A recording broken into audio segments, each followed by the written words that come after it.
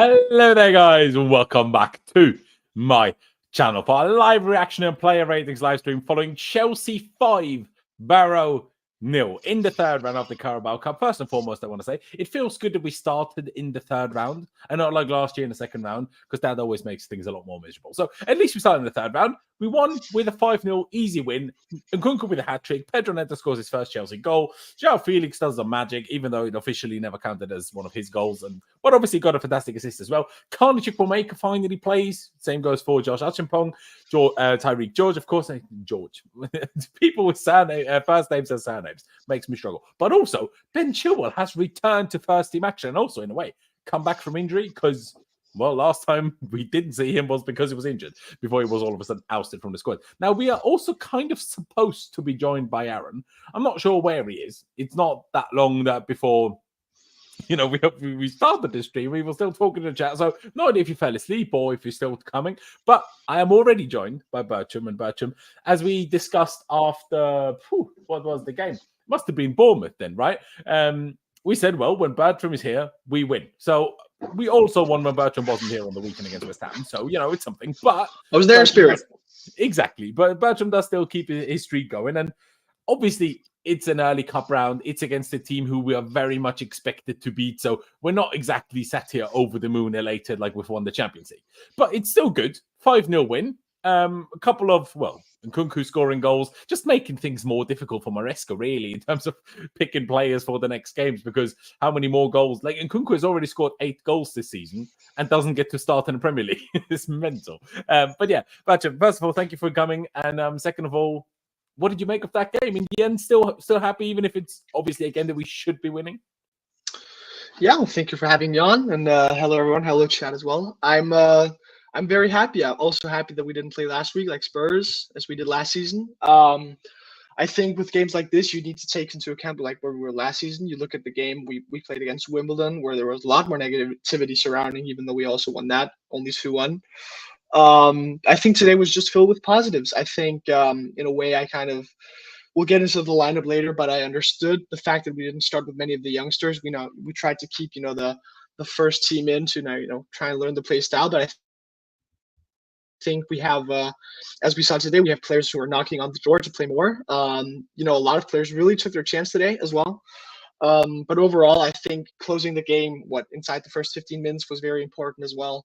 So I think there are a lot of positives to take from the game. I think the atmosphere as well from TV really looked like it was good inside the stadium. So yeah, I think just very good for us. Jorgensen, another clean sheet as well. I think overall, you can't really put a finger on it. Good day. Yeah, absolutely. It was a good day. What I was trying to bring up was this picture. So I'll bring it up now. So that took a second. Sorry, guys. But so can't find it again. Where is it then? Sure, it has to be this one. There you go. There we go. So finally, yeah, no, you've hit the nail on the head there. The atmosphere also really didn't seem bad. It's actually an interesting one.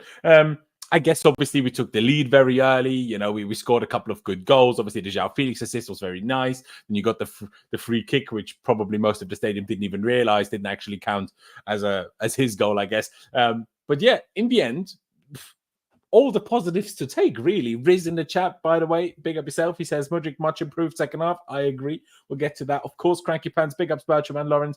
Comedy Blues, Felix, wow. And Nkunku, right place, right time, every time. Chukwuemeka, my guy. Yeah, Chukwuemeka is my guy as well. I still find it weird that there's a Chelsea player who was born in Austria, even if he has nothing to do with Austria because he represents England and his parents are, I think, Nigerian? I could be wrong with that. But Bertram, I have a weird question for you, because obviously Philip Jorgensen in goal today. So he was born in Sweden, plays for Denmark. So how do you Danes feel about him then? It is kind of a weird one, because we have I think for the next international break, in a way, he might actually be knocking on the door, but I think he was kind of an unknown quantity before the start of last season, because we've heard of this Danish guy seemingly playing for Villarreal, but also with Swedish roots, and I never really understood why he plays for Denmark, because it seems like he also grew up in Sweden. I suppose we'll take it. The thing is, when you hear the commentators on TV, or you hear football podcasts or anything, he's always mentioned, in the same breath as Chelsea, every time Chelsea play. It's unfortunate we didn't get to see Jorgensen this game, this and that. But other than that, I think he's quite an unknown quantity, to be honest. Seeing as he didn't come through any Danish academy, and he's just, kind of just popped up in Spain last season. So I think it's exciting to see what he That brings. happens sometimes with players, isn't it? They randomly just pop up in places. Exactly, and Nico Jackson as well from Villarreal, and he seems to be getting along with the Spanish boys as well, which is quite good. But I think he's very unknown. I think this is like pretty much the first time I've seen him play a full 90 minutes. I think the Servette games was difficult to watch, on Twitter streams and whatnot. This is the first time I watched him play, and I thought he was quite good actually. But yeah. No, absolutely. Unknown quantity from my stance. Look quite decent as well. Oh, go on. No, it's just he is a quite unknown quantity. I think the Leicester goalkeeper we in a way see as more of a number one, Schmeichel as well, Rano from Union Berlin. But I think today, he's knocking on. Good thing we have two good goalkeepers, at least for now. Yeah, at least for now. Now, to be fair, in the home game against Servette, he also looked pretty decent. In the away game, he looked okay, except for a goal where he looked a bit not great, I guess. But yeah, I actually agree. He looked all right today, but then obviously we played the League Two team. So just to clarify for everybody, some people might not be aware. Obviously, Chelsea played Barrow today. You would have realized that. Most likely you would have watched the game. Even if you didn't, you saw the title. But Barrow, they are in League Two. They're currently top of League Two. So they're clearly significantly worse than we are. 60-odd spots or places below us in the English Football League. But still, they're top of League Two. Think about when Chelsea played Wrexham in the summer in pre-season, or Wrexham in the summer the season before. They were then League Two, now League One. So, it isn't always as easy as we made it look today. And that is what I love. Think back to Chelsea playing Wimbledon in the second round of the Carabao Cup last year, when we needed a penalty, a gift of a goal, an open goal at the end, kind of to win the game, to even go through. And here, we knew at halftime, this was done and dusted. So that was very, very much a positive. And Villa are struggling away to a League One side now as well. Say that again. Villa are struggling right now against the bottom League One side as well. So it's not always that easy. See, that's what I'm saying. That's exactly what I'm saying. Obviously, Watford are much higher than the Barrow are, but City only just about won 2-1. So, we certainly had a calmer and easier night than some of the other clubs that were involved. Let me bring up, and I guess I might as well stick to the Chelsea page, even if it means I need to scroll down for half an hour. Because let's go back to the lineup. Obviously, we'll get it up on screen in the actual lineup, but let me just bring up Chelsea's lineup graphic. And Badger, what did you make of the team? Because in general, it was kind of what you'd expect. It was 11 changes compared to the West Ham game on Saturday. Like you say, Jurgensen in goal. Malo Gusto started right back, which, so far it worked out, but I'm not going to let Maresca off the hook completely just yet, because Poch once played Gusto way too early. He survived that game, and everyone was like, because I complained before, and everybody was like, well, look, it was fine. 2 games later, he was injured again. So I still don't understand why we did that at all, but sure. Disasi and Badiashil, Renato Veiga playing at left back, where I thought he would be inverting. Turns out wasn't inverting. It was Gusto inverting, which makes sense when it's Gusto. And Veiga, you could argue at points it was even both kind of inverting and us leaving only a back 2 and then building in a 2-3 system rather than a 3-2 system, what we usually do. Cesare Casadei making actually his full debut for Chelsea. Obviously, he's played for Chelsea before, but this was his first start. Well done him, I suppose. Kieran Dewsbury-Hall, as useless as he is. Also, I'm joking. I need to stop with it. I need to stop with the jokes. People actually think I despise the guy. I don't rate him, but I don't hate him. Do you know what I mean? But yeah, he started. Pedro Neto, of course, kind of losing that right wing spot to Noni Madueke in the Premier League, losing the left wing spot to Jadon Sancho in the Premier League. So here he is against Barrow. Joao Felix, of course, playing instead of Cole Palmer. Mudryk getting a game on the left, and Nkunku starting up front. Not Mark Hugh, which could have been debated, I suppose. But yeah, what did you make of the team? I guess the only real shock or debatable decision, I guess, here was starting Gusto. I've seen a fair few people kind of have an issue with it, but yeah. And yes, Belgium, I have seen the Qatar Airways stuff. We will get to that as well. Yeah, I think touching on the lineup, I think there are a couple of talking points. I was happy to see us go strong, because it's always better to just go out as we did, 3-0 up at halftime, and then at that point you can begin to put in youngsters instead of struggling like we did last season in one of the early FA Cup rounds, where you struggle, you're 0-0 at halftime, something happens. So I think this was the right call. I think personally I would have probably I think the front line's quite good. Neto, Mudryk as expected, and Nkunku as well. Crazy we're playing him at this point, but Jackson's doing so well, so fair enough. I think Joao Felix was weird to play. IMO because What? I think Joao He Felix was doesn't play weird in to the play. Prem, does he? So when else does he play? I think the thing with Joao Felix is, in my head, if we're playing as close to what we would in like a Premier League game, system wise, Maresca's already said that Joao Felix is more like of a striker. No. So He said Felix was a 10 and Nkunku was a striker.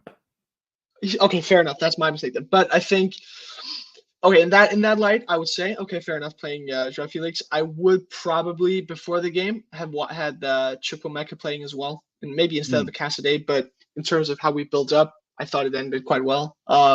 Gusto, I think we don't know what goes on behind the scenes. I can see the logic in playing him for perhaps if he was, let's say he was maybe ready for the weekend, but we didn't risk him, and he was more than ready for now. We gave him 45 minutes to see how everything felt. If something was wrong, we could take him off and not change anything, massively. So, fair enough playing him. Just getting some minutes at least, maybe so he's ready for the weekend. But do you also understand my reservation where I'm like, we only played West Ham 3 days ago on Saturday, and he was supposedly not fit enough to even be in the squad because we had plenty of other players on the bench that day that were unused subs. So just because he would have been on the bench, wouldn't have necessarily meant that he would have had to play. Mudryk didn't play. He was on the bench on Saturday. So, but if you don't make a squad on Saturday, for you to start on Tuesday, that to me doesn't make sense. When you have the injury record that he has, and in the position where we have the most injuries in the squad, seems risky to me. Obviously, like you say, they will know better, but I also have to go off Chelsea's track record, and usually they actually don't know better. Because otherwise we wouldn't have had as many injuries as we did if they always knew better. This is my only point. But I still see what you're saying. And obviously if it works out, it works out. And maybe what you're saying is absolutely right. And maybe he could have easily played 20 minutes against West Ham, but they were like, nah, let's save him against West Ham, but instead playing 45 against Barrow. Maybe that was the idea. Absolutely fine if that is the case. But from an outside perspective, if you don't make a squad on Saturday to start on Tuesday, I think sounds risky to me. That's all I'm saying.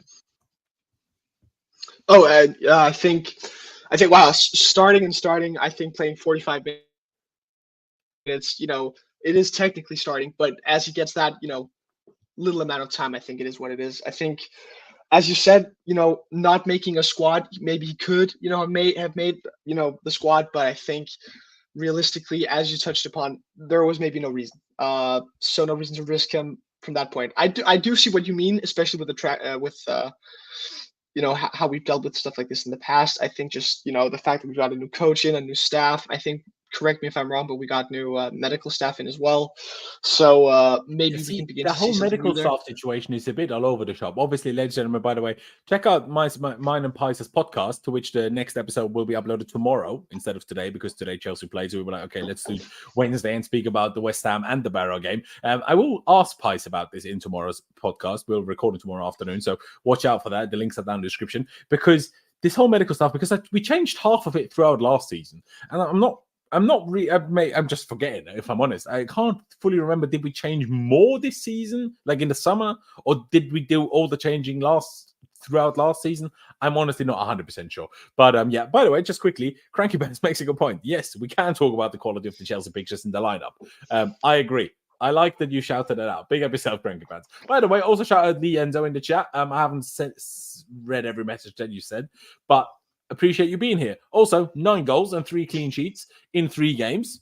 Not too bad, is it? Not bad at all. Obviously, again, one was a League 2 team, but still, one was also West Ham away, where we never win. So, you'll take it. You'll absolutely take it. By the way, I have heard from Aaron. Some weird thing is going on with his internet router, and he's trying to fix it. So, good luck, Aaron, for trying to fix your internet. We appreciate you. But let me bring up the lineup kind of on this screen, if you will, or rather, let me change the plans. Let's bring up the stats of the game. Obviously, 5-0. So shout out FOTMob. If you want to sponsor me, please do. But yeah, in the end, 71% possession, nearly 3 XG. Obviously, it's more in goals than we had XG, but 20 shots, 10 of them on target. We had 8 big chances. We could have scored a good bit more than we did. I think this is the definition of domination. Like, they had 0.22 XG. Jurgensen made a couple of decent saves. There was a couple of decent blocks made, but in the grand scheme of things, it was very look at the domination on everything. We hit the woodwork. Everything that you want from a game like this, from a Chelsea perspective, happened today, right? Like, Bertram, talk me through it. Like, how did you feel going into this game? Because I'm not sure if you saw the discussion that we had going on in the afternoon where Ollie was like, well, if we don't win at least 4-0, we need to sell everyone. And I was like, hold your horses, because sometimes, just think of Wimbledon last year. Sometimes these cup games prove to be much more difficult than you maybe initially expect. But today, that didn't actually turn out that way at all. And we actually played and beat them as comfortably as we should have done. So that is nice, but you can't always go into expecting it to go this way, which also, because that's the one thing I want to mention. Yes, we should beat Barrow. Yes, they're only a League Two team. Yes, everything with that. I get it. But like Bertram said, Villa are kind of struggling. We struggled against Wimbledon last year. I still think, as much as obviously we should be winning this, I still think with how comfortable we made it, there is still quite a bit of praise to be given to the team and the manager today for making it look as easy as it was. Wouldn't you agree with that, Bertram? Yeah, I think, as I said before, I think, encapsulated all around was a perfect day. Even the goalkeeper, even through the domination, I think looked good with some, we'll get onto him in a bit, but some crosses as well and stuff. I think the way you can look at it is just this game is in a way a manifestation of the differences from now to last season. If you look at last season, we looked kind of disjointed throughout the start. We got one win, against Luton. But realistically, you could see, we weren't as coherent. It just didn't feel as nice. It's just what I'm trying to say. So, coming in, winning 5-0, I think even the small details you could see in Nkunku, he, like the first George chance, he deliberately waited for George to get in to, try and get him his first goal. Mudryk as well, getting Neto his first goal. I just see small things like this, I think really, speak to the fact that the vibes are good in the team. I think just, it just seems like a nice place to be right now, Chelsea. So I think just very happy to get up early. I think going behind as we've done before. You spoke on last season as well. Just good not to get in that situation and to have Stamford Bridge. This is the first time some of these players would have experienced Stamford Bridge. Being on their side. Even against Servette, we played 45 minutes 0-0. Weren't really playing well. I think good vibes all around now, and pretty much just a very, very good and very just a manifestation of the start of the season, I would say. Yeah, sorry if I'm looking at my phone, by the way. I'm trying to help Aaron join the stream. He's having issues to actually join StreamYard, it seems now. So I'm not sure if he's watching. I'm asking him that now. If you are, let me know, please, because then I can try to explain, because I can't type this now. So I can try to explain what maybe helps. But I also want to point out H. Naku's comment here, because he said last two games, it felt like normal Chelsea. Yeah, oppositions were poor, but we fully did what was expected of us, something we haven't been doing enough past 2 seasons. You say past 2 seasons, really, for way longer than that. Obviously, we had good spells under Thomas Tuchel, 100%, but over a whole season, and obviously we're not at a whole season anywhere near that right now. But in the grand scheme of things, we haven't done what we did in the last few days in a long while, really. So I'm very, very pleased. But yeah, Aaron, he's, for some reason, his browsers aren't letting him use the microphone and the camera. So I obviously have a MacBook, right? If you are on Windows, try to figure out whatever the settings are to allow your browser to use your camera and your microphone. If you need in normal PC settings, you need to allow the browser to use those. And once you do that, StreamYard should let you join. I hope. But in the meantime of that, we looked at the stats, everything else. Let me get to the lineup, and we'll see whether Aaron manages to join or not. If not, it's okay, bro. It's okay. I appreciate you trying. For once, I thought, let me put on screen, assists and goals. Obviously, Nkunku got the balloons instead. I know Joao Felix's goal wasn't actually officially a goal, so, it is what it is. But, I reckon we'll give it to him at least on here. But, yeah, that was the team. Let me just shift it around how it shifted in the game. I kind of did what we did most games. Maybe I need to make this just Felix, because with Joao Felix, it's a tad long, isn't it? Dewsbury-Hall pushed into that position. Then it was kind of Casadei pushing over into this position, interestingly. And then Gusto kind of filled us here. And then you could kind of make a case that in some occasions it was almost more of this one, really. If I get the average positions up, Veiga was probably somewhere here, I would guess. So, yeah, somewhere like this. Chilwell coming on to replace Gusto at half-time. And then that shifted things around a little bit. Chilwell was at left-back doing kind of this role then. And Dewsbury-Hall moved over to the right side. And the rest kind of roughly remained the same. Let's start with the goalkeeper. You kind of touched him already. We kind of both touched on him already with his performances, with his save.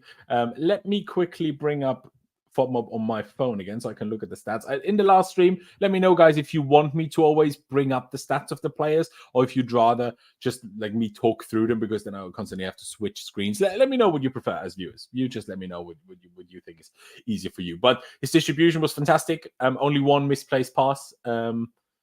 That was a short pass, interesting, because he literally only played one long ball, which I guess is fair enough against the League Two side. If they're going to be good at anything against us, it's going to be against Nkunku in the air, isn't it? So it kind of makes sense. But yeah, 96% passing accuracy, you can't complain with that. He made how many saves? Officially only one save. Felt like a couple more than that. But he collected the ball twice. Say that again?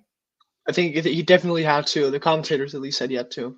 Yeah, I thought so as well. But yeah, it mentions 2 high claims as well, which were the 2 things that stood out to me. Before we continue on Jurgensen, actually, Bertram, because Ricky has donated with the super chat. Appreciate you, Ricky. He says, what do you attribute to uptick in performances? And Bertram, I'll let you go first with that. Obviously, I'm sat here after every game waffling my life away. Is it even such a significant uptick in performance? Because depending on how far back I go, sure, West Ham, but Bournemouth wasn't good. We just won. But we weren't good against Bournemouth. We were much better against Palace, but didn't win. So I'm not sure if it is actually such a significant uptick in performance, other than if you just mean the last 2. But I just think it's the process happening, if that makes sense. Although I'm not sure if people heard this. Maresca actually said in press conferences that we're kind of ahead of where he and his staff expected us to be until now. So, that is a positive, I guess. But yeah, Bertram, I mean, first of all, would you even class it an uptick of performance? Or would you just say we're just slowly getting better? I think if you look, I would probably say we have an uptick. I think a lot of people will resort back to the end of last season, but an important caveat with the end of last season is a lot of the teams we played didn't have anything to play for. The Evertons, the West Hams, the big games we won. Most teams didn't really have anything to play for, so it's important to remember that when we're saying, how good we were last season. I think this season we could look at the City game, which I thought we were all right, but nothing special. I think we look at second half against Wolves, first half against Palace. Very fragmented performances, but at least we were good in some of these games. Bournemouth, I thought we were all around terrible until we finally won. I think importantly, getting 3 points on the board is very important. Just the Wolves game, getting over the line. Bournemouth as well, very important getting over the line. And as you get these results, the players will suddenly think, okay, even though we didn't play well, we still won. You look at our form table now. We've won the last 2 Premier League games. We've won 3 out of the last 5. It just gives you some calmness to work in silence at least. And I think a lot of it also just comes down to the fact that we have good players in training now. We have what looks to be a settled squad. And I think also having some. We also don't have so many like West Ham, for example. I know at right back we have an issue, but otherwise we're actually very much okay with injuries. Obviously Lavia, but he's now going to be back for Brighton as well. So the injury situation also makes it much, because obviously we talk about, look at the front 4, front 5 that played today and how much money, like if you include Dewsbury-Hall, that front 5 that we have on screen now costs £250 million or euros, whichever currencies are used for all these transfers, which is unbelievable that we're playing that kind of attack against a 4th division team in the Carabao Cup 3rd round. And it is kind of a bit over the top sometimes, because Nkunku, Felix, these guys won't permanently be happy playing Carabao Cup and Conference League. But once the injuries happen, and I do assume at some point some of them will happen, then we'll be like, oh my God, thank God we have so much depth in these areas. It's just when none of them is injured, it's a bit like, maybe it's almost a tad much sometimes. But no, I agree. But that's a good thing as well. Yeah, but that's a good because now Nkunku will be knocking on the door to start. Now maybe even Mudryk, Neto, perhaps. These players will be knocking on to start. So the training tomorrow, training Thursday, training Friday. These players will be knocking on to start, and we actually have competition, which is something City have had, Arsenal have had. So I think this is good for us. But it does really look like it does look quite gluttonous for us. But we'll take it.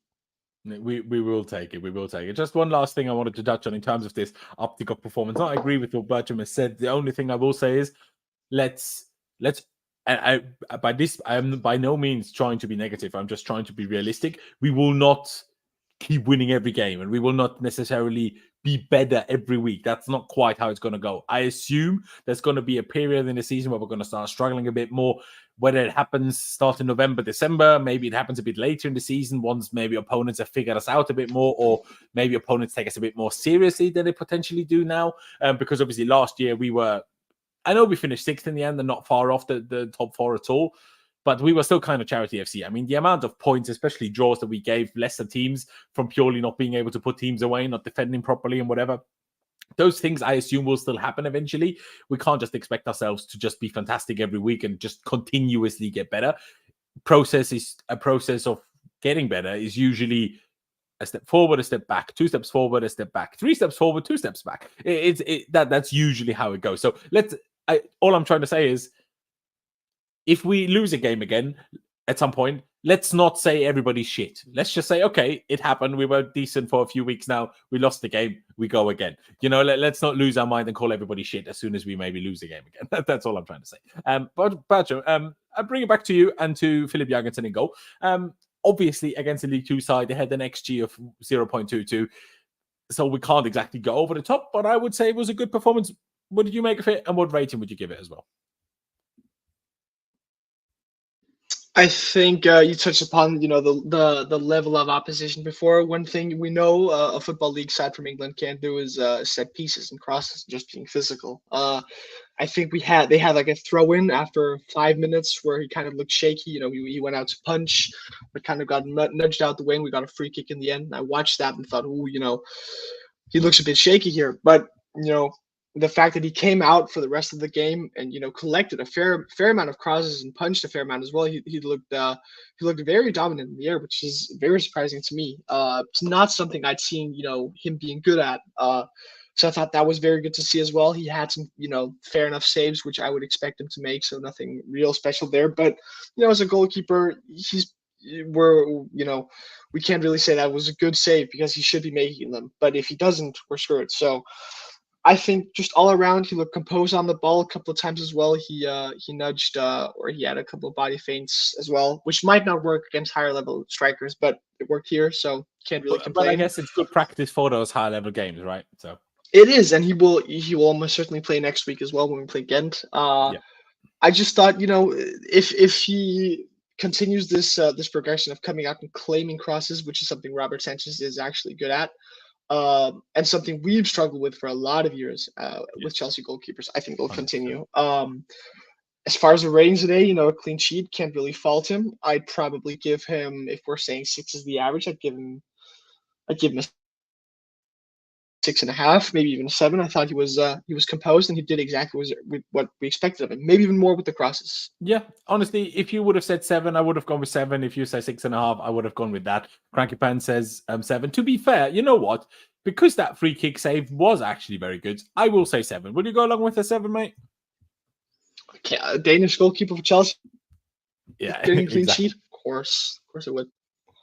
No, exactly. I 100% agree. I 100% agree. But yeah, because that free kick, if he lets that go in, we're talking about a League 2 team scoring an absolute goal of the season against us. So I'm very, very glad he did make that save. I'm very, very glad about it. Unfortunately, Aaron doesn't seem to be able to get his StreamYard working. I don't know what's happening, but no worries. Aaron, if you're still watching, honestly, no drama about it. Let's move on to Big Benoit Badiashile. An interesting one, because Maresca in the pre-match press conference was saying, yeah, he's one of these guys. I'm not sure who else he mentioned necessarily, but he's one of these guys that actually train really well, do really well, but they're not really getting minutes. I guess he's just behind Colwell, who's one of our first names on the team sheet today. But I've got a stat for you now here, Bertram.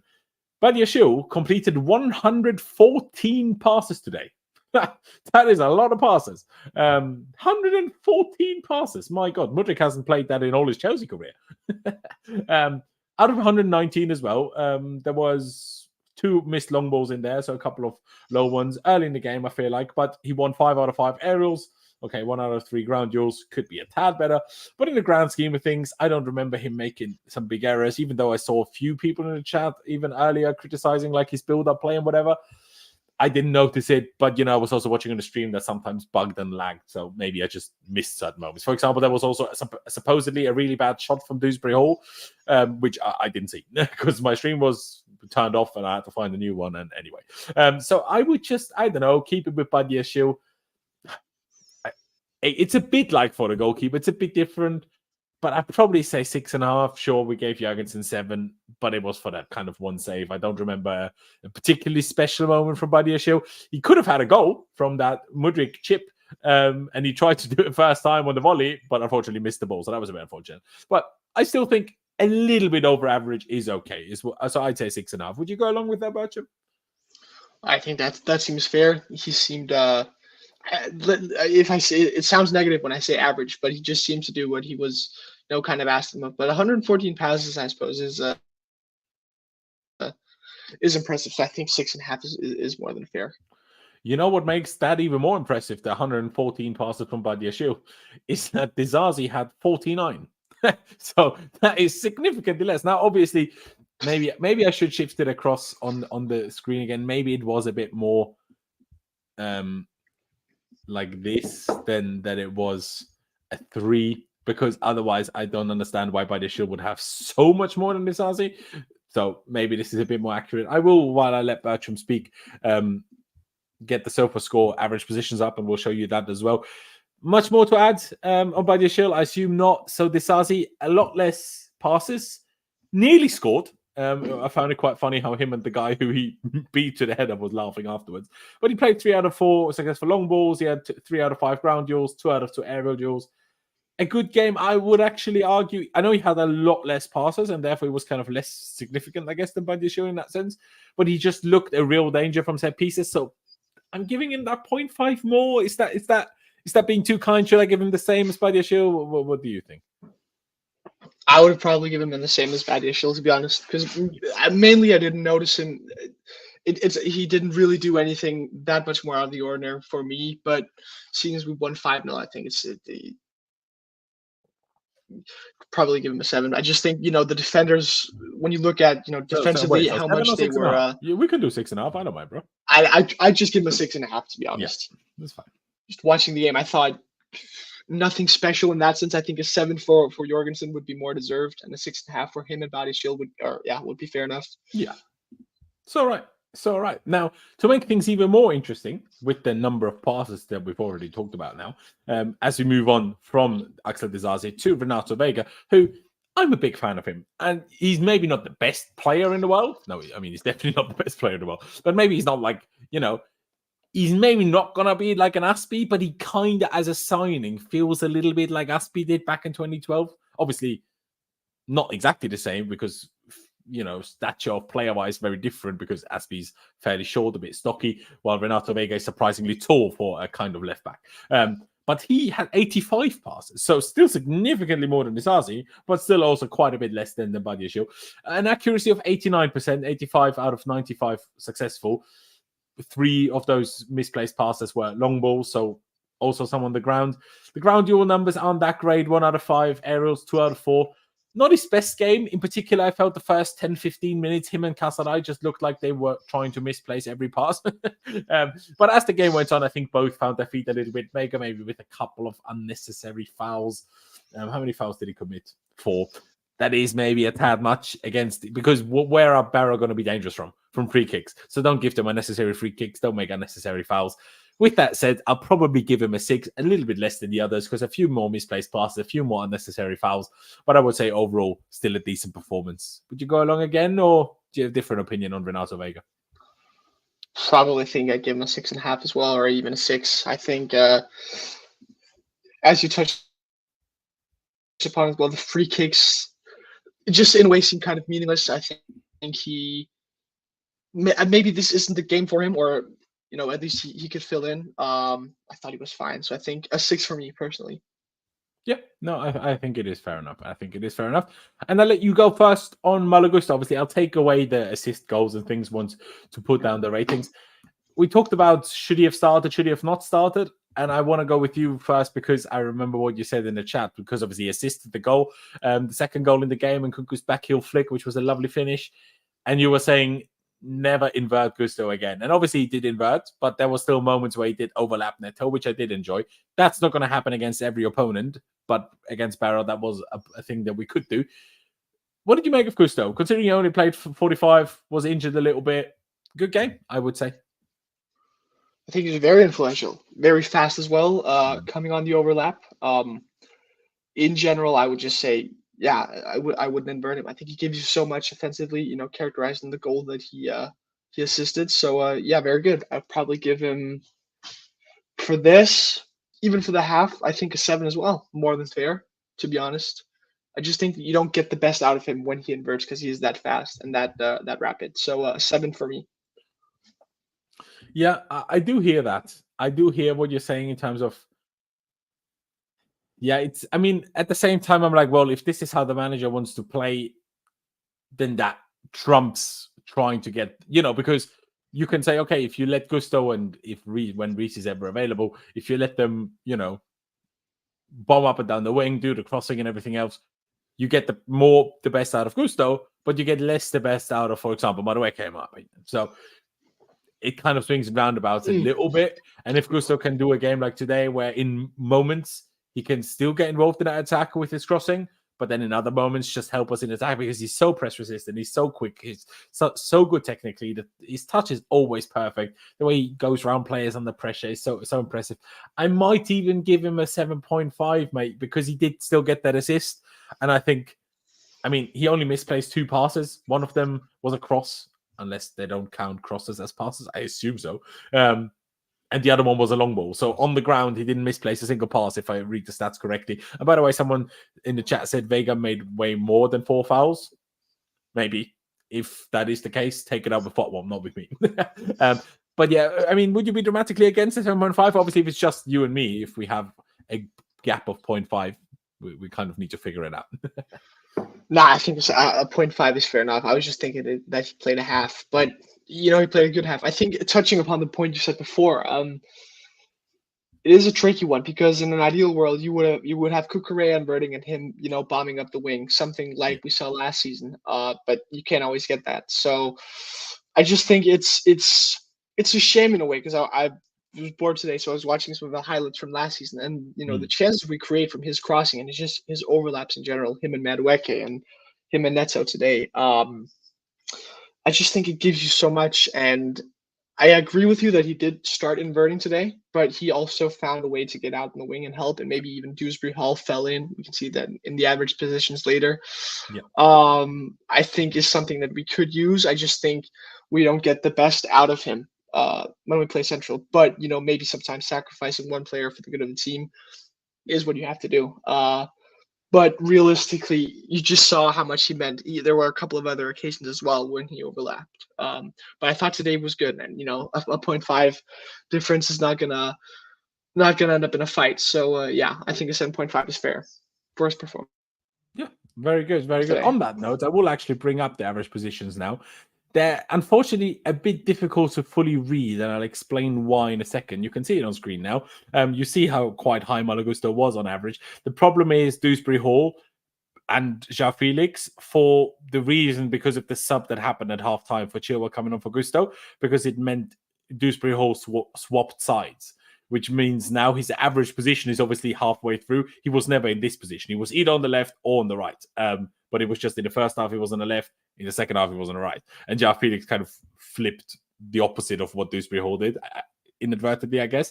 So that's why it looks a bit strange. But you can kind of see a base principle there. You can see the back three. You can see Casadei as the kind of main pivot. And you can see Gusto to his right and Dewsbury-Hall, if you ignore the second half shift, to his left. So you have that in principle. If I bring up the other screen again, but absolutely like Bertram kind of just touched on, maybe it's a bit more fair to do it like this, if you will. I guess looks a bit mental though. It looks a bit mental though. I mean, the FIFA formations we're playing. Yeah, the average position doesn't suggest it. Maybe you could make a case for it was a bit like this, but Felix. I think Felix was much deeper, to be honest. Who? Felix. It might have been during the second half. I thought he was much deeper. Yeah, but obviously it's always in moments, right? Like when we build from the back, Yeah. Some players are supposed to drop and then provide passing options. But I hear you. Absolutely. We'll do Chilwell after the starters because he was one of the subs, but obviously he played a full half as well. That's why I added him there already. We move on to Casadei, like we touched on. First start for Chelsea. Rough start to the game, but I actually thought he grew into it. Now his duel rate is absolutely gross because he won 2 out of 10 ground duels. So that's not great. But he did win 5 out of 6 aerials, so that is something. We do know that aerials are a big strength of his.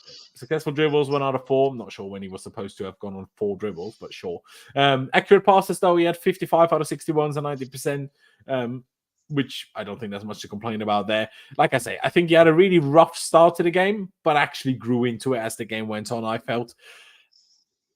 Maybe I'm being a bit nice, but I'll probably round it up to a 6. Would you go a bit below? Was the start and 2 out of 10 ground duels too bad to give him a 6? What do you think? I would give him a 7, to be honest with you.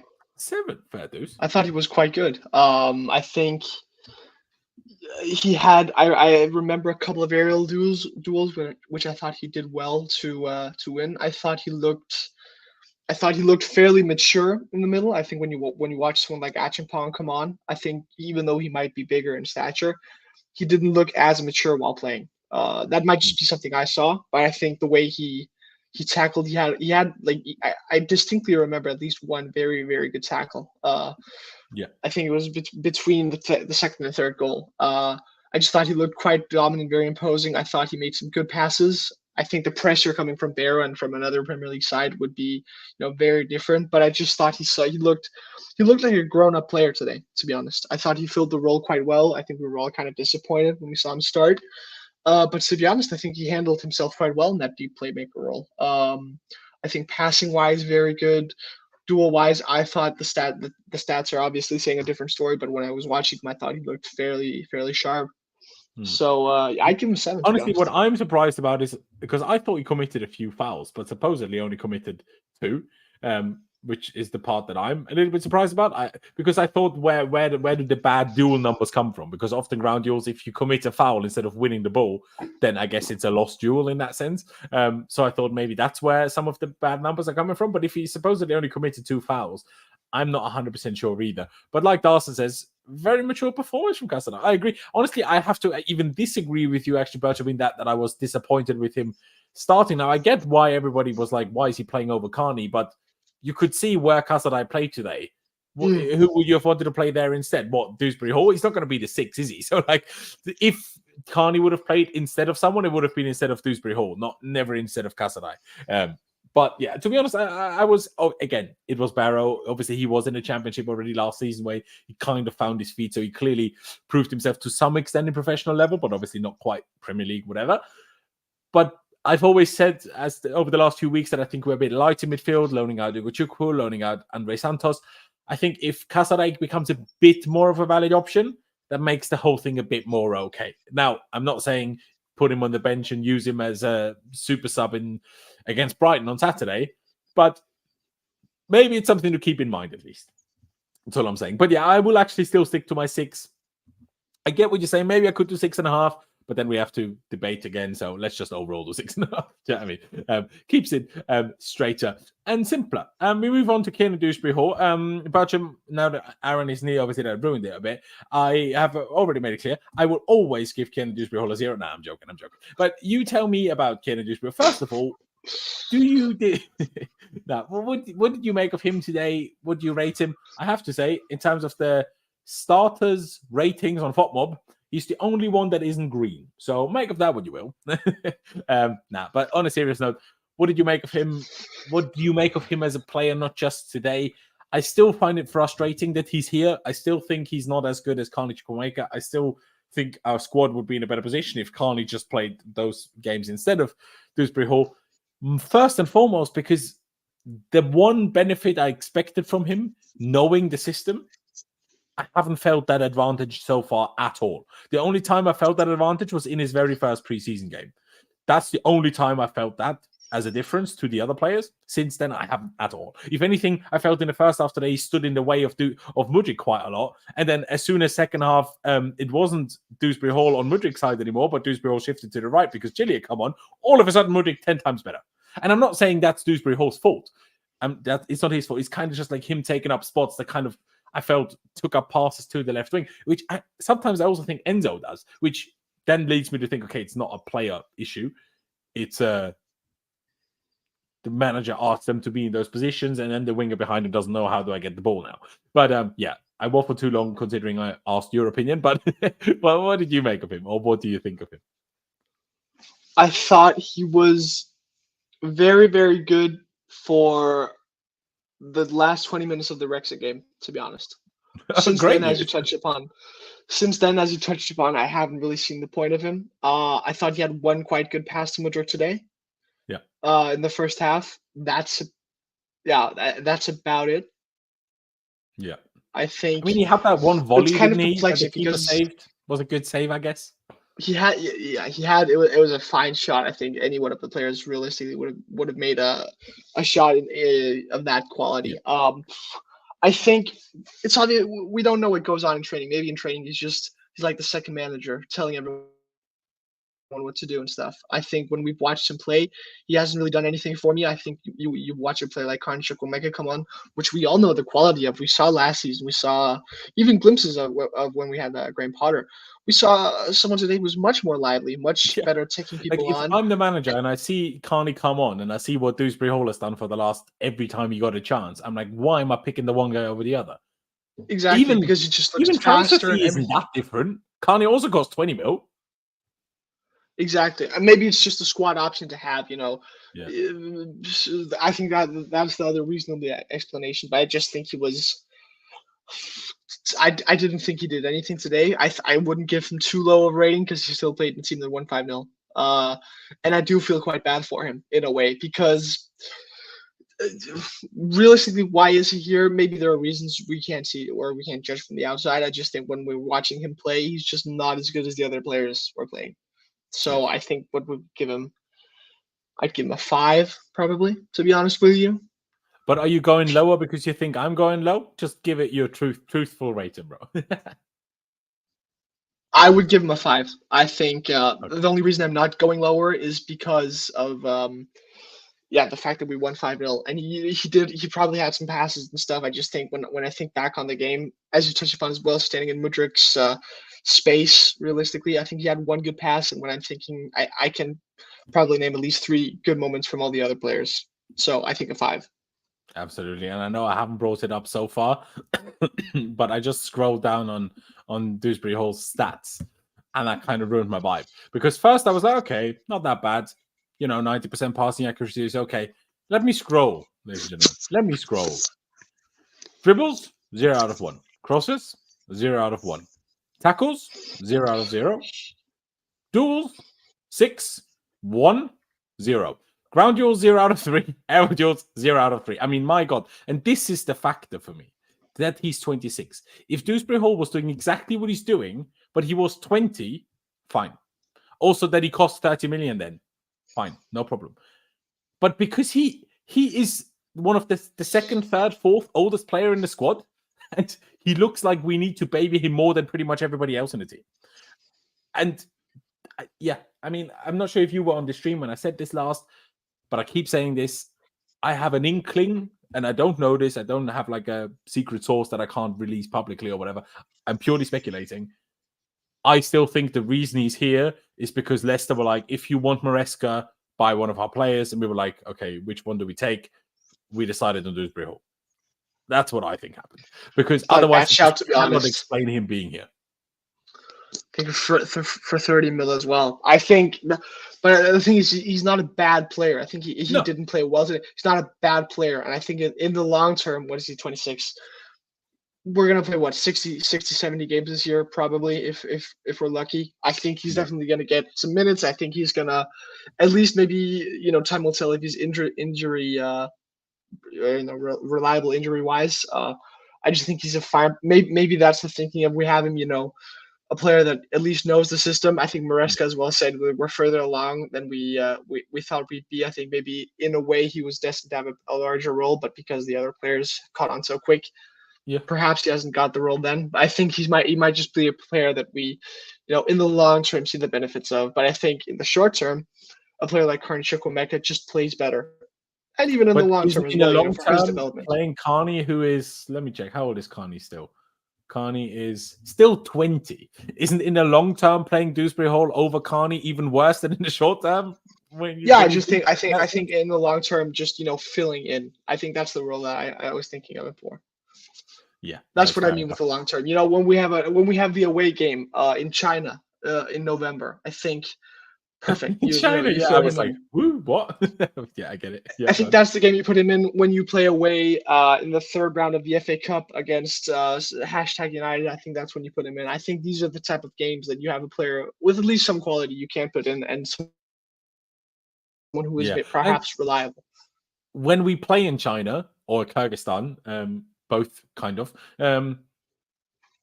probably someone's going to get injured anyway, because the average temperatures there at that time is -3, and -3 Celsius is not even when the game is actually played, but during the day. So it's going to be a cold pitch, night. I think, as well, maybe. Probably, because how else is it possible over there? I mean, unless they have, there's a lot of oil over there and gas, so maybe they just have under pitch heating, I guess. But I will not, and I will actually stick to this for at least for now. I will not get myself involved on Dewsbury-Hall's ratings because I will just be a bit mean. So I will just leave it with Bertram's 5. And in future streams, when Dewsbury-Hall plays, we will try to keep that the same. But yeah, we move on to, I guess, the next one, Joao Felix. Now, obviously, his goal wasn't officially his, so I guess inadvertently kind of has 2 assists, I guess, because obviously that free kick, he hit there against the inside of the post. From the post, it went against the heel of the goalkeeper. It would have gone back into the box, but from the heel of the goalkeeper, it went into the goal. So it was an own goal, but a nice free kick, even though there was 0 power on it, and it looked like a free kick that you see in an under 12s game rather than a professional game, because he kind of just lofted it rather than that he shot it, which was interesting. And I mean, Bertram is a goalkeeper, and even he said goalie's had a stinker here. In what way did the goalie have a stinker for you? Was he just too slow to react to it, or because obviously he did hit the inside of the post, so he did make it as far away as possible, but do you think he wasn't sure which corner Felix was going to go? That's why he was so late to react? I just think the distance and the shot power, realistically, he will definitely be annoyed with it himself. I think in a way he's also just unlucky that it does hit him. I think, some things do need to be taken into account. It is quite wide, but realistically, you probably want to be more central. He's obviously a better goalkeeper than I could, imagine to be, so he'll know best. I just think I think everyone can see when it's that slow. Realistically, when he hits it with that power, if you're more central, he has more time to get out. He just looked very, very slow. The footwork as well wasn't, what you want in that position. Very slow steps, very large steps as well. It didn't look right for professional football. I think you touched it well with the under 12s game. It's something I could have seen in my lower leagues over here. I could probably have conceded that goal, to be honest, and it wouldn't have looked out of place. Or someone would at least have told me you could probably have saved that, which is what I'm basing it off. Yeah, which is fair. But still, I guess he did put it there. He did kind of expose that weakness of the goalkeeper. And the assist, of course, to Nkunku for the first goal. Very much reminiscent of that Enzo Fernandez assist to Kai Havertz. Was it against Leicester, was it? Yeah. There you go. So a lovely chipped assist. Mudryk tried a similar one like I touched on earlier. Weirdly, though, he decided to do that to Badiashile. Not sure if that's the guy to chip the ball to, but hey, I guess it was all right. But yeah, it worked out for Felix. Great assist. There was a moment where he kind of ruined the counter-attack that he should have done a bit more with. Created the most chances in the game with 2. Passing's all right, 78%, I guess. 0 out of 2 dribbles, all right. But 2 out of 2 successful crosses, that's pretty good. And yeah, he had a decent game. He had a good game. No, he had great moments and a good game, I would say. Because of that, I would give him a 7.5. What would you? Do you think that's too low? But especially the pass, was that good enough to give him an 8? I think I think he had those two moments. Otherwise, there wasn't that much crazy Felix action. Oh, there was the little flick flack that ended in the nutmeg. That was pretty nice. But you know, yeah, against I don't Barrow, want to be too much credit. If he does that against, I don't know, Stones or Van Dijk, I'm a hype him, but not against Barrow. the pure Barkleyman compilations of him after that would be crazy. Yeah. It might be quite harsh, to be honest. I did not think he was that good. I would have given him a 6.5 if I'm honest. Okay. I think the moments you touched upon as well. I think the assist was fantastic, out of this world. Very, very good. Free kick as well. It was a fine free kick, to be honest. Someone needed to put it there. Someone needed to score. He doesn't have to know that it wasn't his goal, so hopefully it'll give him some confidence. I think Stamford Bridge as well, they didn't have to know, so they at least sang his name a couple of times, which I thought was good. I think he was in the way quite a lot. I think he kind of, took the ball, tried to dribble, got tackled, took the ball, tried to dribble, maybe made a pass. I just thought he was not as effective, you could say. I think that maybe just be the player he is. I also think I just see him as more of a forward. I think, one of his best capabilities is shooting, which we even saw against West Ham. I just think sometimes he just gets in the way, or he kind of, he goes deep, gets the ball, and just loses it. And I think he did that a couple times today as well. I wouldn't say it was poor. I say he didn't really, maybe get what he wants to get out of the game. But I think an assist and a goal, you just can't, look past that. So I think I'd give him a 6.5, but you can't really fault the 7, the average of our results. Yeah, Rich is not very happy with you, but I guess my 7.5 evens it out, and we give Felix a 7 overall. Yeah, in principle, I kind of agree with you. If that makes sense, maybe not directly that he was in the way. Not that I disagree. It's just more that I didn't notice it. But I still think overall you can still see, and I still think it helps scaring opponents having a player like Joao Felix on the team, who is so technically good and smooth and so dangerous from so many positions, because he's a bit like Mudryk in the sense that, Mudryk looks a bit more like physically, a peak specimen. Joao Felix doesn't, but Joao Felix, like Mudryk, these guys just hit the ball so fucking hard. It's ridiculous how hard they shoot the football. And that's what I think one of the strengths. If you've got quick feet and you shoot hard, opponents are going to be a bit scared of you. And especially if they're a League 2 team. Anyway, let's do Mudryk. Why don't we do Mudryk next? Very quiet first half. We touched on it. Significantly better second half. I'm not sure if Mudryk has ever had a game for Chelsea with 25 successful passes out of 33. I generally think that might be the most passes he's had in a game. 2 out of 4 dribbles, so that's good. Crosses, less so. 0 out of 4, unfortunately. But 2 out of 2 tackles, 5 out of 9 ground duels, so over 50%. It's not too bad. The assist was good. Could have had another assist. I give him a 6.5 because I think the first half was like a 5.5, and the second half was like a 7.5. So I even it out at a 6.5. What would you give Mudryk? What did you make of Mudryk today? I think it's interesting that you say he had a terrible first half. I thought he was quite good. Well, maybe not terrible, but super quiet and invisible. He just didn't do anything. I noticed. Maybe you disagree.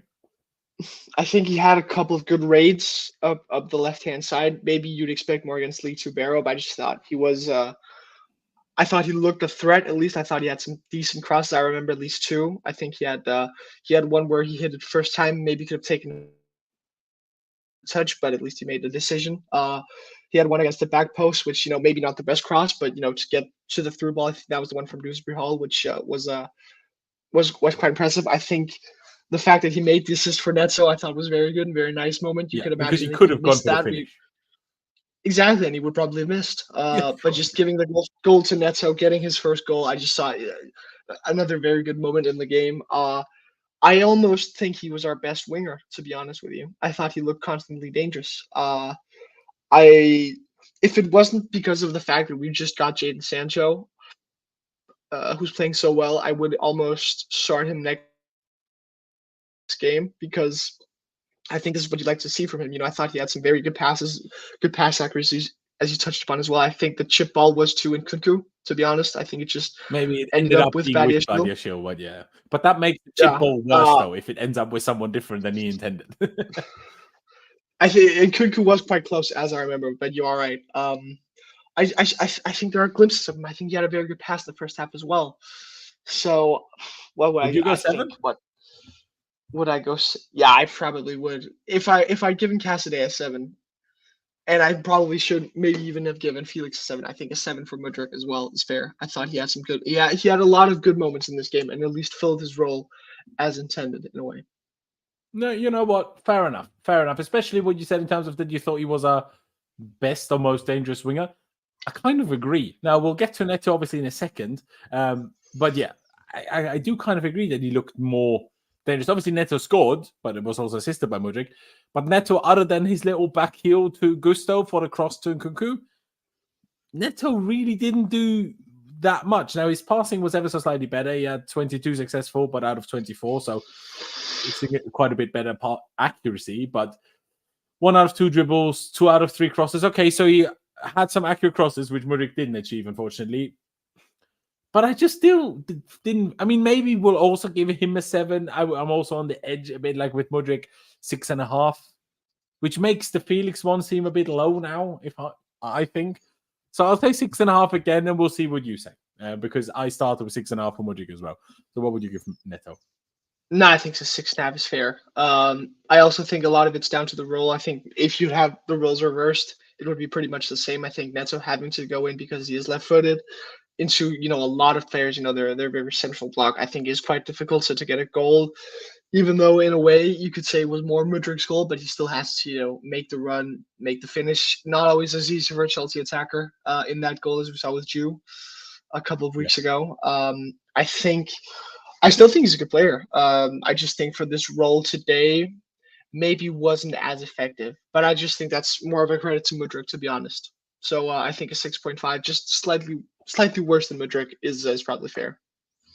Fair enough. And we move on to, well, I mean, can you give him anything other than a 10? Does being against Barrow lower it enough? Because 3 goals. Now, the first one was a bit more lucky than great, I felt. I think a good goalkeeper saves that. But I felt that the finish, the flick, the back heel for the 2-0 was fantastic. And also the way, I mean, obviously the third goal is a complete gift, but the way he gets it, I still think is very good. So you know what? Because the first goal was more of a bad goalkeeper and the second goal was a gift, I don't think it quite gives a 10, even though he scored a hat-trick. But I'll give him a 9. Maybe you could say 9.5. Maybe you'll convince me. We'll see. But yeah, all I can really say about Nkunku is that it's a problem that he's way too good for these kind of games. He's also too good for the Conference League games that he's going to be playing, even though obviously Conference League is a good step up from Barrow, obviously. But he just doesn't really fit in the main starting 11 unless you play Palmer on the right. But if you play Palmer on the right, while we now have Sancho on the left, means you now all of a sudden don't have any fast wingers anymore, like in terms of actual sprint speed over a bit of distance. Because Sancho is very quick off the mark, but when he gets to longer distance, you can see that he's not particularly quick. So if you play Sancho one side, Palmer on the other, you have no quick strikers now, wingers. Now, sure, you still got Jackson who's quick. Yeah, but that's kind of Nkunku's problem, and I don't really know how we fix this problem. But hey, it all depends on how Nkunku handles it and deals with it, because he has now 8 goals in 6 starts this season. Baffled how he's got 6 starts already. Obviously, he started some of the Prem games as well. But yeah, I'll say 9. If you want to say 9.5, maybe, or even 10, obviously do what you want to do. But maybe also, along with talking about his performance today, talk about the problem for and with Nkunku. That, like, what do we do with him? Because he's clearly way too good to be in the B team, but he kind of doesn't fit in the main team. So what do we do with him? It's still everything of, unless he needs to score an outrageous number of goals. Otherwise, I just think he's going to end up being sold next summer, purely because he's too good to not have a bigger role in the squad. I think for the range today, I'd probably give him a 10, to be honest. I think a hat-trick is a hat-trick. I think he just overall as well, I think he looked good. I think a big point for me as well is the way that he got the third goal, being willing to, at 4-0 up, 3-0 up, to be able to press The goalkeeper of Barrow, I think is impressive as well. I think touching upon his role in general, I think this is a fantastic problem to have. I think we have right now an informed striker in Jackson who's playing well, who's able to start games, who's able to do something, which is good. I think we're able to have a player of Nkunku's quality come on because Jackson's not always going to play well. Go one Premier League game back. He was terrible, or I thought he was not very good against Bournemouth. Then we put Nkunku on. I thought he was very good against West Ham. Then he plays that, and then we put Nkunku on later. I think this is what big teams have, and something we haven't had in a long time. Think back to the strikers we've had. We had Drogba, we also had Shevchenko waiting. I think we do. No, we do. But do big teams truly have this? Because City don't have another striker but Haaland in the squad. Arsenal, I mean, they've had Julian Alvarez for a lot of years. No, they did, but now they don't anymore. When you look at the great Barca teams or the great Real Madrid teams, they barely had backups to their superstars because I also think superstars want to play every single game. I just cannot imagine that this will go well for too long. Now, obviously, if you're happy to just have players for 2 years, and if they're not happy with their squad role, you just shift them out and you change it. Fair enough. But if you want to keep these guys for 5+ years, a player like Nkunku is not going to be happy playing Conference League and Carabao Cup. Like, as much as you're right, for the manager, for the club, for us, it's a good problem to have. For him as an individual, it's a terrible situation to be in. I think there are a couple of points. I think touching upon teams of the past, I think the game is very different. I think we have a lot more games. That's valid. Now we're going to have 60, 70. I think we have, look at the striker we have when AFCON rolls around. And who's going to play Nkunku? He should have done that. Is that ideal, though? Because that's part of... No. But what I mean is, that's part of the problem. Because Nkunku isn't his best at striker in the first place. You know what I mean? I'm not saying he's a bad striker, but as a lone striker, that's not his best position anyway. And that's the only place he's playing, seemingly. I can see that. I just think the player or, the situation he was signed in was one, and the situation he's in now is another thing. I just think throughout the course of a 38-game Premier League season, the place we are with Jackson's development now, he is going to have a run of games where he maybe isn't at his best, and then where Nkunku has a chance to come in. I think you might be right in the fact that Nkunku would want to play every game. Fact of the matter is, he's quite injury prone as well, which affected him last season. I think in a way, he's a year behind, you could say. I just think, I think we are 5 games into this Premier League season, and I think we've seen him, a fair amount. He's already scored as well. I would probably wait to at least October, November, to a couple of months to see, okay, what is the dynamic between Nkunku and Jackson when Jackson has 2 bad games, 3 bad games? Is he still starting? Because then we can begin to have this conversation. If Jackson just continuously doesn't play well and Nkunku doesn't get the chance, okay, then we have a conversation. But I think, to come back to your point earlier, just it's fantastic having a player who's too good. And let's see from the Conference League, because the Conference League could probably surprise us. And maybe, maybe it'll give us a chance to, mold him more into the striker role. But I agree that realistically, if you had the choice between maybe having Nkunku or an Osimhen now for the type of team we are, maybe we'd have an Osimhen. But we have this very, very good striker who's been very good for us, who won the game against Bournemouth, had a crazy scoring record last season as well. I think he'll have plenty of chances, and it's up to him to, he will definitely start a Premier League game as striker this season. It's up to him to score, to impress.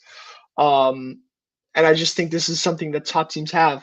Maybe not always at striker position, but this is, competition is very important. And I think you look at the other players we have. Are we going to play a Mark Zhu? Maybe not now, perhaps. Or, we're going to shoehorn Felix up there, even though it's not his intended position. I think it's, you have to look at it. But I think he will get his chances, and it's up to him to take it. Yeah, and to be fair, he has very much taken his chances so far.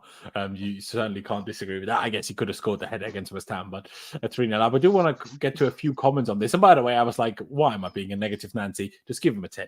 I mean, he scored a hat-trick. Have the 10, Christopher. Have it. I mean, obviously, a lot of people in the chat are talking about, like, what do we do? I guess in kind of response to me talking about if you have Palmer and Sancho, where's the pace? He says, well, if you have overlapping right backs, cough, cough, that solves that issue. Yeah, but then we have a midfield issue again. I mean, like, and to the next one, Rich says the problem is that Palmer simply starts, and he starts in the 10 only. So one of Nkunku's positions is gone. The only other is striker, so he needs to displace Jackson. Sure. And then Daniel says Nkunku 10, Palmer right wing. I get this, but let's say we did that. Then you would come to the point where Pedro Neto is our third or fourth choice winger, and we bought him for 60 million. If you start playing Palmer right wing again, and then Pedro Neto is not only behind Noni, he's behind Palmer and Noni in his main position, because Maresca told us he's one of the two right wingers first and foremost, while he can also play on the left. So yeah, okay, then you fixed the Nkunku issue, but then you still have a 60 million pound player who's not being used. When either it's Nkunku or it's Neto. Now Nkunku looks better, and in my opinion, is better than Neto, even if they cost roughly the same.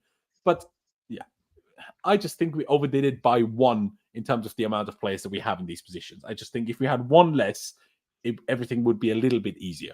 But hey, here it is. We'll just have to see how it goes. Like I say, injuries could happen. I mean, someone said there, where was it? Dawson said, I think Nkunku's time will come. If Palmer gets injured, it will be a straight swap for Palmer. Absolutely, that will happen. But will Palmer get injured? And in the Conference League as well. Yeah, no, in the Conference League for sure. But because Palmer isn't playing Conference League. So how many injuries is Palmer even going to get? Because he were purposely resting him and making sure he doesn't get overplayed and doesn't get injured. Now, obviously, freak injuries can still happen, but it's less likely than if he played every game. Now that he's guaranteed to not, at least in the group stages or league stages, as it's now called, won't play in the Conference League. But anyway, I think enough of this conversation. At the end of the day, it's Maresca and the sporting directors have to figure it out, not us. And for now, we don't have any squad chemistry and squad beef problems. So maybe it will never happen. Maybe it will. Only time will tell. Next one that obviously gets a full rating, not one with a star, is Ben Chilwell, because he played the same 45 that Malo Gusto did. Was he great? Let's be real. No, he wasn't. But I want to say two things. First of all, he only misplaced 4 passes. 2 of those 4 were long balls. So he misplaced 2 passes on the floor. So let's not pretend like he was absolutely awful. Let's also not pretend that Ben Chilwell didn't just play his first minutes since a really long injury, and also since being banished from the squad, being forced to train with the under-21s, probably not training that hard then, because obviously your vibe is kind of killed. If you're like, you're vice captain. Oh, actually, now you're playing with the under-21. So good luck, mate. Do you know what I mean? So with all of those things said, he also won 3 out of 3 ground duels and 1 out of 1 aerial duel. So big of himself, Chile. What I want to say, and also he created 2 chances, which is joint most with Felix and Mudryk. So, all I'm saying. But yeah, I know he won't start playing a lot at any point this season, no matter what happens, really, unless we have seen serious injuries all of a sudden the left back. But it made me happy today that he came back, because we had so many, and Chile doesn't quite fall into that category of like Chalobah and Gallagher, because he's not actually from Cobham, obviously. But he's still one of those players where I'm like, do we need to just get rid of everyone that seems to be a nice guy? That's what sometimes it felt like. And I'm not saying the new players aren't nice guys. I'm sure they are. But everything that all of the new signings over the last 2 years have said is that Ben Chilwell is basically the main guy to help them settle in the squad. Now, I'm sure if you were, I don't know, Spanish speaking and don't speak a word of English, it probably wasn't Chile that did that. But for Noni Madueke, for Cole Palmer, for all of them, that guy was Chile. Chile has an important role in this squad in terms of off the pitch. And I think he did good enough today that I think he warrants every now and again being used, and every now and again being in the squad, making the bench, coming on when we need it, coming on late in games when we need a result, because Ben Chilwell can score a goal. Now, I'm not saying he always does, and there was moments last season when he came on and he ruined counterattacks. I know, but how many players ruin counterattacks? That doesn't mean they're awful players all of a sudden. But yeah, obviously it doesn't suit the system, the style of play that Maresca wants. But I still actually think, considering everything, how long he hasn't played for, that he wasn't even in the squad for a few weeks, that, again, this is kind of him coming back from injury. I actually thought, considering all of those things, I actually thought he did surprisingly well. What did you make of Chilwell?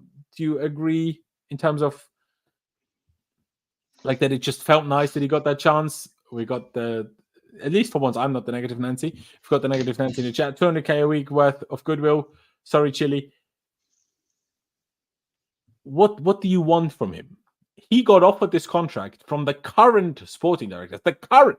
So you can't even blame Bowley. You can't blame Abramovich or Marina.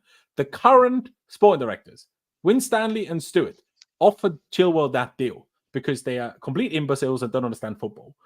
Because last year they thought, Cucurella is shite. We want to get with Chilwell for the next 10 years. A year later, they're like, Chilwell is shite. Cucurella is the best left back in the world. Do you know what I mean? Like, they had that change of heart in the space of a year. So, don't be blaming Chile for how much money he makes. What is that Chile's fault? Do you know what I mean? Absolutely no chance. Don't give players contracts if you then a year later want to banish them from the squad. Stupid idiots. Do you know what I mean? But anyway,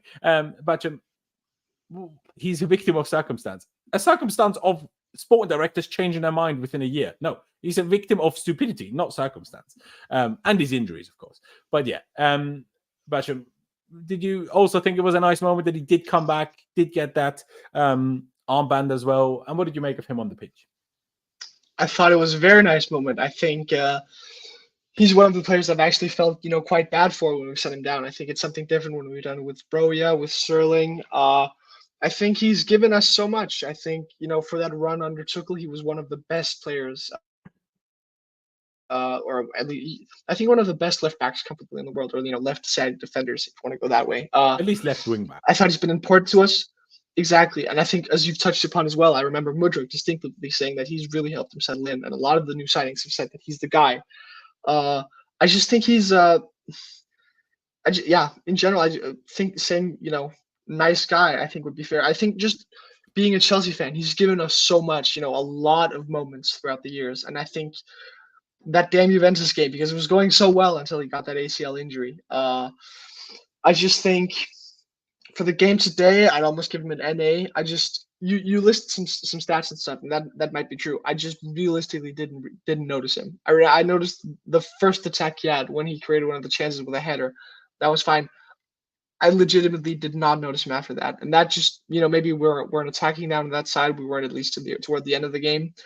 I didn't really notice him, to be honest. I just thought amount of touches, to be fair. He had 24 passes, which is the same as like Mudryk had, I think. But I'm not saying you're wrong. I'm just saying, but I have the same. Sometimes players play, and I have no idea what you did all game. Maybe he looks too much like Dewsbury-Hall, and that's who I've got it confused with. Maybe. But I thought it was. Don't be doing Chile dirty because it's got better. No, I'm not saying he was bad. I didn't notice him. But I thought it was a nice moment, him getting his chant as well. I think, in a way, the fans sometimes with some players have, or it's nice when we repay something back.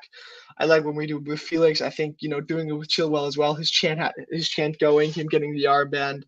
I thought that was fine, and he didn't look out of place. I think he didn't look out of place. So as you said before, I think if it warrants him, I don't know, but at least he has the chance of coming on every now and again, maybe even proving himself. But is there a place for him in the squad? Probably not. I think bringing him in maybe was more of a character decision, to be honest. Yeah.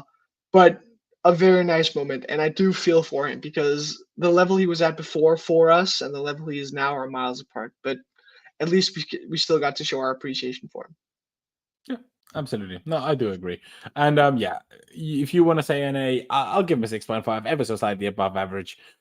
But obviously, I guess I give him a full rating because he played a half. Well, 6.5, I give him. I stick to it. Then the next subs. We won't dwell on those guys for too long, but still, shout out that they got minutes, obviously. Tariq George came on for Pedro Neto. Disasi was replaced by Achimpong. I always spell it right, turns out. It's EA and not AE. Achimpong, obviously, and then Gil replaced Nkunku. Let me just shift that up a little bit so they're not in each other's way. And Carney came on for Joao Felix. George had a moment where he should have scored. Then he had another good shot, better keeper, made a good save. A lot of power on that. Achimpong, other than that one silly foul that he made, honestly, I didn't really notice him. But obviously, League Two side, he's a defender. How much are you going to notice him? And for sure, even though he joined least, the one that stood out by far the most out of all these subs was Carney Chukwuemeka. And nobody's surprised by it except seemingly the manager and the sport directors. So, I I won't give them ratings because it's a League Two side. Let's not overdo it. But yeah, I mean, would you agree that of these subs, Carney stood out the most, but also maybe a word on Tyreek George? I think George stood out a lot to me. He just didn't look. He looked maybe a bit phased on the chance he got, but I think after that he kind of really grew into the game. I think the shot after was, it in a way looked like him. He was able to take the player on. I think the impressive thing is he played like he does in the Twitter clips. Whenever I've seen him on the clips of Twitter, it's the same moves, almost the same as success rate as well. I think he definitely didn't look out of place. I think in a way he might warrant a couple of starts here and there in the cup competitions in the Conference League as well. I think Carney Chukwuemeka, as we touched on before, was very, or just looked very good, and he looked hungry as well. I think he went on when we were 5-0 left, and he wanted to make a difference. He wanted to score, wanted to link up. So I think he should be knocking on the door as well. Achimpong,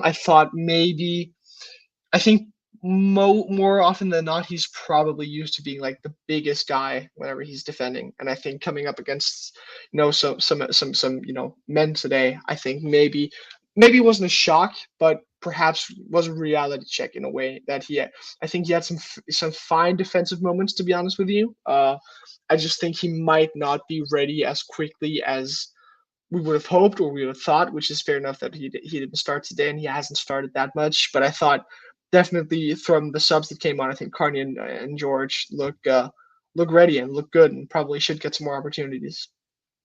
Yeah, fair enough. And then we finish it off with a rating for the manager. I guess I'll put him here just because that's where he fits the most. Enzo Maresca. Now, I mean, he changed the complete 11. We won 5-0. Other than that, I would have preferred him to start Carney, and even despite of what you just said, I still would have preferred him to start Achimpong because I'm like, how do you get him ready to play him against League Two teams? That's how you then make him more ready to play in other games. And then you accelerate his development because purely of talent, he's clearly up there. I just think as well you need... Oh, just go on. No. I think sometimes... I think that point is fair. I just think as well, sometimes you just need to I just think a lot of the pros talk about the fact that you'd want some of your first experiences to be good, and I think when we saw the experience of being bad, even if he has a bit of a tough day individually, if the team win 5-0, he's only going to learn, not have a bad experience. Depends on the character. I think if we remember back to the game under Lampard when he played a lot of the young guys, when Reece James had his debut, I think that might, in a way, be the level you want to see from the young players to get in. I just think if he's, I don't know his character, but if he'd come in, maybe got bullied a bit, maybe misplaced a couple of passes. I'm just speculating here, but I think if he'd have gotten that, depending on the type of character he is, it would probably maybe sit with him. I think giving him some minutes today was the right decision. I thought he came on quite early. He played almost 30 minutes, which I thought was fair. Yeah. I just think from watching him, maybe he just needs bedding in period. I don't always agree with the fact that let's just throw some young players in because why not? I think you would hope to bed them in and just give them a couple of good experiences and not make them feel out of place because it can affect you. It can. I'm just of the opinion that if you're a player, and I'm no youth football expert, but I know who is, and I know who to listen to when it comes to our academy players, because the people that I listen to in that have never been wrong. When they say a player is good, the player was good. And I think if you know you're starting, if you're in a tunnel, if you're prepared, that's much easier than coming off the bench in the middle of a game. I think it's much easier to settle in a game against, especially when you're not used to playing against men. It's much easier to, with everybody else, kind of build up the adrenaline and the intensity as the game starts, right? I think it's much easier than as an 18-year-old coming off the bench into a game that's already going and everybody is kind of on full fire in the opponents, and you're kind of just obviously you warm up on the sides, but it's not the same. And you get warm, but at the end of the day, there's no point going back and forth about that for too long. At the end of the day, the manager decides anyway. I'll give Maresca an 8 on the day. If in 2 games' time Gusto is injured again, I would love to come back here and give it a 0 because I still find it a bit stupid to start Gusto today. But again, like we discussed at the beginning, maybe he would have actually been all right to be on the bench already against West Ham, but we decided not to be extra cautious and to start him today. If so, fair dues. So he gets an 8 from me. You can argue 8.5. You can argue 7.5. You can argue maybe a 9 even. 1-5-0. What more do you want? But yeah, I think today was more so about the manager just played the 11 players that he didn't play last game, plus minus a couple in terms of like who could have played instead. And then those players just did the job, really. I mean, that pass from Felix to Nkunku, it's nothing to do with Maresca. That flick finish from Nkunku, it's nothing to do with Maresca. And if we're not 2-0 up, God knows how that game goes. So I'm not going to give the manager a 10 because we won 5-0, but he did a good job. So an 8 it shall be from me. Would you say an 8 is fair? I mean, it's tough to judge the manager for these kind of games, isn't it? Yeah, I was thinking an 8 as well before. I think closing the game early and giving props for giving George and Achimpong a lot of time. I think from the 60th minute circa they came on, I thought was fair enough. So I thought that was good. Maybe even give him a 0 for not starting Carney with the level he showed today. But I think an 8 is probably fair. Yeah, fair enough. And just lastly, because usually this is the point where we finish these streams. Now, there was also all of a sudden after the game, Fabrizio Romano said Chelsea had an opportunity to sell Mudryk this summer. German club offered a concrete possibility, but Chelsea said no. They keep trusting his potential, but they want to see a development also with the coaching staff. Mudryk's performances this season will be important for his future. Not exactly shocking.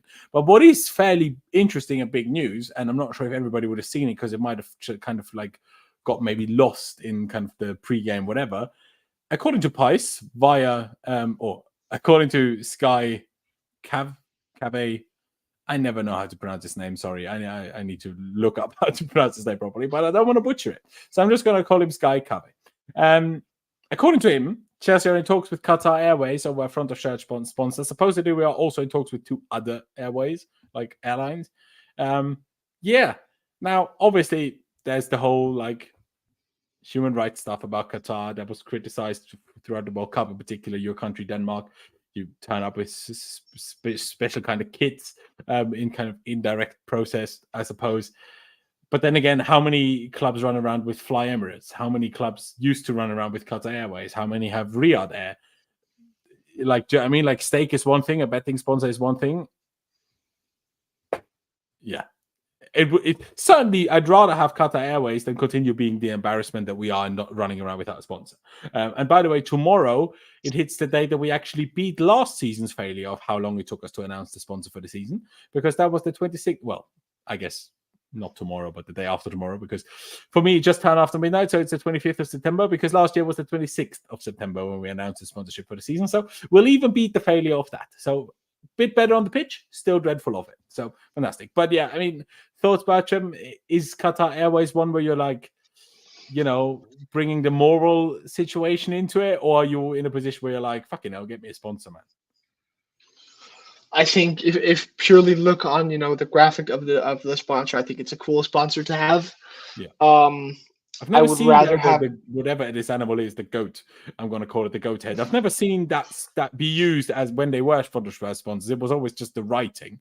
But I would actually love it if that like logo, I guess, was also there. It looks banging. A bit Barca vibes as well. You know, the early 2010s Barca. But after they had UNICEF, I think, without going into too much detail, I'd rather have this than a gambling sponsor, to be honest with you. I think that was rightly we repelled against that last season. Regards to this, I think, you know, we would be wrong to criticize or, you know, or want this because, you know, as you touched upon earlier, Etihad and Emirates and all these other Middle Eastern airlines are coming out. I think at this point, maybe this is as good as you'll get. I think the human rights thing, sure. Is it and also how much of that is the airline, right? It's so difficult to like. I think you probably should be wary with it because, you know, it is state owned. Yeah, I just think if we were to make a top, you know, list of the worst sponsors to have, this would probably not be near the top. I think there are, you know, 100 a lot of others ones you probably maybe better have. But if you have to look at, realistically who we're gonna get, who's gonna pay us, stuff like this, I think this is probably as good as it's gonna get for now at least. But it's stupid that we got to this position anyway. 100%, 100%. Now, obviously, this is only in talks. We were already in talks with Riot there last year, or a bit more than a year ago even. That didn't end up happening. So this does not mean it will happen. Supposedly, we're just in talks. So let's see how it goes. And obviously, you touched on it there in terms of with the paying. If we get Qatar Airways, but then we find out we got a dramatically undervalued sponsorship just to get a good name, that wouldn't necessarily be fantastic either. So they still have to pay up. I mean, mate, you're Qatar. You've got all the money. If you want a sponsor, either you pay proper or we just continue without a sponsor, is what I say. But yeah, let's see what develops with that. But at the end of the day, Chelsea win 5-0. Chelsea are on a good run of form. A few wins in a row now. Like we touched on, 3 clean sheets in a row, 9 goals in those 3 games. Goals coming from everybody. Really, obviously, again, League 2 teams today. So let's not read too much into that, obviously. But hey, another good game against Brighton coming up on Saturday. Hopefully, another dub, I guess. And yeah, one more time, let me remind you guys about my podcast with Pys, Chelsea Unfiltered. The link is down in the description to both Spotify and Apple Podcasts. The new episode will be uploaded tomorrow evening. So follow us on the podcast platforms and you won't miss the podcast episode. I'm sure you'll enjoy it. And yeah, that will be massively appreciated. Please do hit that like button if you haven't done that just yet. Subscribe if you haven't done so already either. That would be fantastic. Check out my social media links down in the description below. I also linked Bertram's Twitter. Won it twice. You can't see it on screen this time, but it is linked down in the description. So please do check Bertram out as well. But yeah, ladies and gentlemen, on that note, thank you very, very much for tuning in as always. Thank you for watching. Messed up my own outro. And the next thing I was going to say is upwards and onwards, up the Chels, and we will see you next time. It's late, guys. Have a good one.